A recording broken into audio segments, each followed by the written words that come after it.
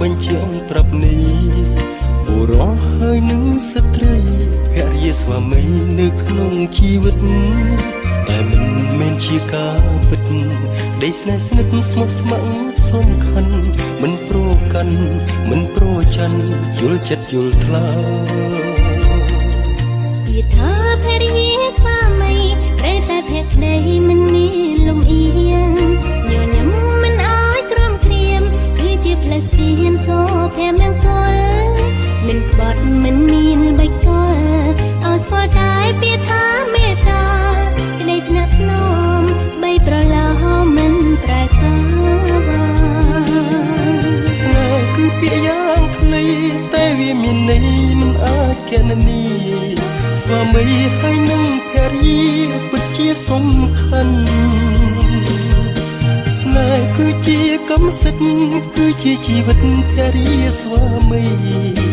បើទាញលួងឬដូរនាំលោកីចំអឡងលើវិធីស្វាមីភរិយាគឺជាមេគាសួនសួរឧត្តមជីវិតសុខសាន្តសុខដុមរស់នៅជួបជុំគឺស្មោភក្តីក្តីមួយប្រពន្ធ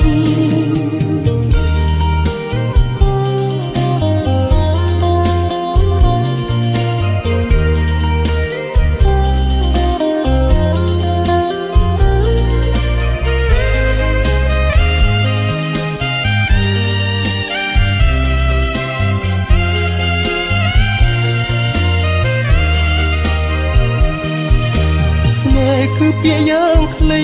តែវាមានន័យមិនអាចកណនីស្វាមីហើយនឹងភរិយាពិតជាសំខាន់ស្នេហ៍គឺជាកម្មសិទ្ធិគឺជាជីវិតភរិយាស្វាមីបើទីលួងឬដូរនាំលោកីចំអឡ